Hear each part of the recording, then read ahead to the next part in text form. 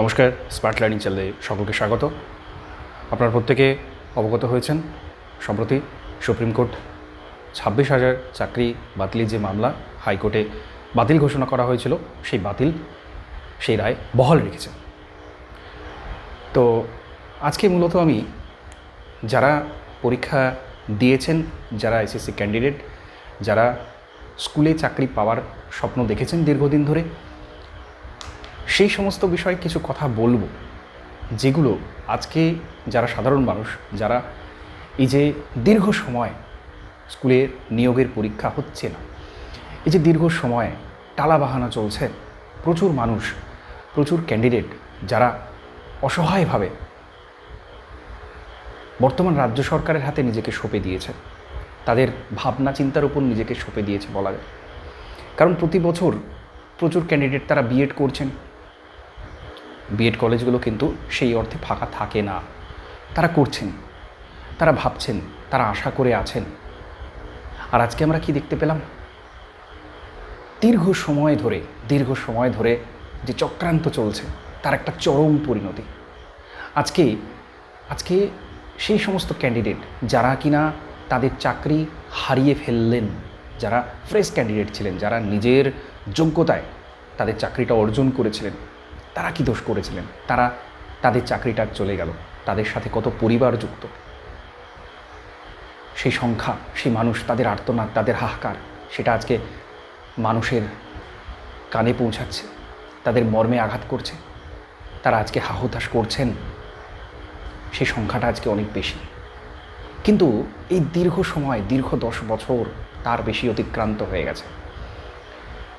সেই সব ক্যান্ডিডেট যারা যোগ্য, যারা পায়নি, তাদের কি পরিস্থিতি, সেটা কিন্তু আজকে নতুন করে ভেবে দেখার সময়। যারা ক্যান্ডিডেট, যারা দীর্ঘদিন ভুক্তভোগী, তারা কিন্তু জানেন সেই পরিস্থিতিটা কী। কিন্তু যারা জানেন না, যারা ভেবে দেখছেন না, যারা আজকে চাকরি করছিল, যারা ফ্রেশ ক্যান্ডিডেট, সেরকম অনেক ক্যান্ডিডেট আছে যারা কিনা এই চাকরিটার জন্য যোগ্য ছিল, যারা এই পরীক্ষাটা দিয়েছিল, তাদেরও তো একটা জীবন আছে, তাদেরও দায়িত্ব আছে, তাদেরও সম্মানবোধ আছে। তারা কিন্তু 10 বছর ধরে সেটা থেকে বঞ্চিত। তাদের জন্য কিন্তু এতদিন পর্যন্ত আওয়াজ তোলার মতো কেউ ছিল না। আজকে যখনই বাতিল হয়েছে তখন কিন্তু তাদের প্রতি সহমর্মিতা আসাটা খুব স্বাভাবিক। তো আমাদের কিন্তু ভেবে দেখার সময় হয়েছে যে আজকের যে পরিস্থিতি, আজকের যে সামাজিক অবস্থা, আজকে যে সামাজিক অবক্ষয়, শিক্ষা ব্যবস্থার এই পরিণতি, আগামী জেনারেশনের এই পরিণতি, তার পিছনে এই যে এত বড় গাছ, সেই গাছটা যে কেটে ফেলা হলো আজকে, তার শেকড়টা কিন্তু অনেক অনেক গভীরে, সমাজের অনেক গভীরে সেটা চলে গেছে। আজকের দিনের যারা শিক্ষার্থী, যারা একটু বুঝতে শিখেছে, যাদের 16, 17, 18 বছর বয়স, যারা মাধ্যমিক পরীক্ষাটা দিয়ে দিয়েছে, যাদেরকে ভাবতে হচ্ছে আমরা এবার কোন দিকে যাব, তারা কিন্তু এই পরিস্থিতি দেখে কখনোই আর পড়াশোনা করতে চাইছে না। আমি একেবারে সাধারণ ছাত্রছাত্রীদের কথা বলছি। তারা কিন্তু স্বপ্ন দেখতে ভুলে যাচ্ছে। কেন? কি কারণ? তার পেছনে কিন্তু এই দুর্নীতি, এই দুরাবস্থা। আমাদেরকে ভাবতে হবে আজকে বিচারপতিরা কিন্তু সমস্ত দিক ভেবেই ডিসিশনটা নিয়েছেন।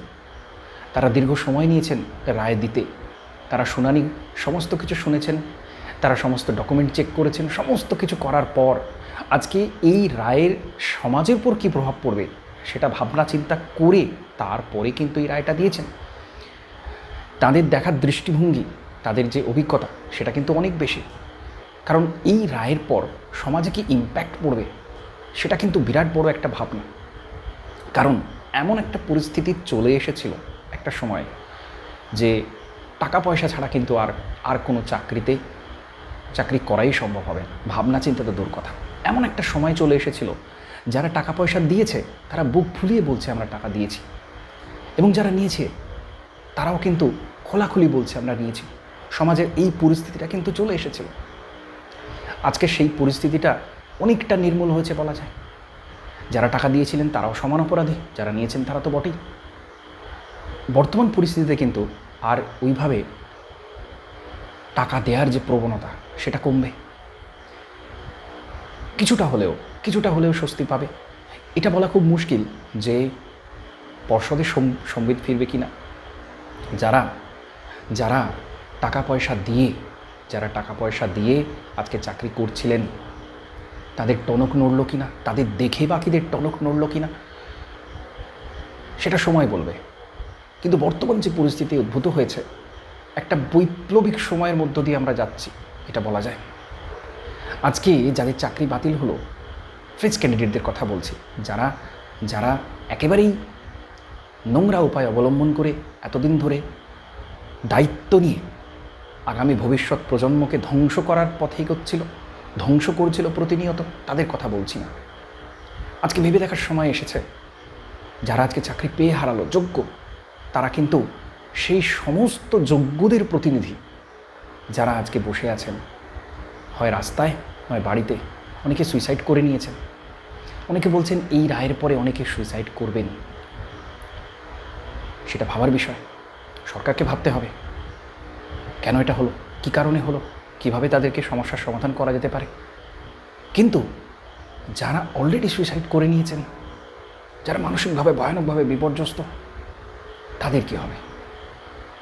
এই যে পরিস্থিতি উদ্ভূত হয়েছে আজকে, এই যে ঐতিহাসিক রায় বলা হচ্ছে এটাকে, এর কি ইম্প্যাক্ট পড়বে? এর ইম্প্যাক্টটা পড়বে না, এর ইম্প্যাক্ট ফেলতে হবে। যারা এসএসসি ক্যান্ডিডেট, তাদেরকে গর্জে উঠতে হবে, তাদেরকে বেরিয়ে আসতে হবে, তাদেরকে রাস্তায় নামতে হবে। এগুলো হচ্ছে, এগুলো খুব সামান্যভাবে হচ্ছে, টনক নড়িয়ে দেওয়ার মতো হচ্ছে না। টনক কিন্তু সরকারের নড়বে না, টনক নড়াতে হবে সাধারণ মানুষের। আজকের যে পরিস্থিতি সেই পরিস্থিতিতে শিক্ষা ব্যবস্থা বলে কিছু আছে কি অবশিষ্ট, এটা কিন্তু ভাবার সময়। যারা বর্তমান শিক্ষার্থী, তারা কিন্তু অনেক বেশি স্মার্ট, তারা অনেক বেশি বোঝে, অনেক বেশি ভাবতে পারে। তারা কিন্তু এটা বুঝে যাচ্ছে যে আগামী দিনের ভবিষ্যৎ কিন্তু অন্ধকার। সেই দায়িত্বটা কে নেবে? তাদেরকে জাগানোর দায়িত্বটা কে নেবে? তাদেরকে জানানোর দায়িত্বটা কে নেবে? না, ভবিষ্যৎ অন্ধকার নয়, আমরা আছি, আমরা লড়াই করব, আমরা লড়াই করতে জানি। সেই সময়টা কিন্তু এসেছে। যারা এসএসসি ক্যান্ডিডেট রয়েছেন, তাদের উদ্দেশ্যে বলছি, এই পরীক্ষাটা তো নতুন করে হচ্ছে, কিন্তু অনেকে আছেন যারা পরীক্ষা এখনও পর্যন্ত দিতেই পারেননি, বসতেই পারেননি। গত 10 বছর ধরে তারা বসে আছেন, একটা পরীক্ষাও দিতে পারেননি। তাদের কিন্তু এবার প্রশ্ন তোলার সময়, তাদের কিন্তু বাইরে গর্জে ওঠার সময়। আমাদের দাবি, আমাদের হকের দাবি আমরা চাই। আগামী প্রজন্মকে আমরা ধ্বংস হতে দেব না। আগামী প্রজন্মকে, পরবর্তী অনেকগুলো প্রজন্মকে আমরা উদাহরণ হয়ে থাকব। সেই সময়টা কিন্তু এসেছে। আজকে বন্যা কিন্তু এসেছে, সেই বন্যাতে সমস্ত কিছু প্লাবিত করে আবার নতুন করে শুরু করার একটা সময় কিন্তু এসেছে, যেখান থেকে পরিবর্তন কিন্তু আসার একটা সম্ভাবনা রয়েছে। এবং যারা ক্যান্ডিডেট রয়েছেন, তাদের প্রত্যেককে বলবো, আপনারা কিন্তু গর্জে উঠুন। এটাই সময়, গর্জে ওঠার সময়। আমাদের দাবি, কারণ কি? কারণ সাধারণ মানুষ যতদিন না বুঝছে, ততদিন কিন্তু এই সমস্যার সমাধান হবে না। আপনারা বসে রয়েছেন দীর্ঘদিন, আপনারা পরীক্ষার জন্য হাহুতাশ করছেন দীর্ঘদিন, ডুবে রয়েছেন হতাশাতে। তারা বেরিয়ে আসুন, আর কিন্তু সময় নেই। তারা বেরিয়ে আসুন, ঠিক এই সময়, ঠিক এই মুহূর্ত থেকে আপনারা ঝাঁপিয়ে পড়ুন। পরীক্ষা নিতেই হবে, নতুন পরীক্ষা নিতেই হবে, কারণ স্কুলগুলোকে বাঁচাতে হবে। আর কিন্তু রাস্তা নেই। এটা তো 2016 পরীক্ষা, সেই সময়কার ভ্যাকেন্সি। বর্তমান সময়ে যে লাখ লাখ ভ্যাকেন্সি পড়ে রয়েছে, সেটার কি হবে?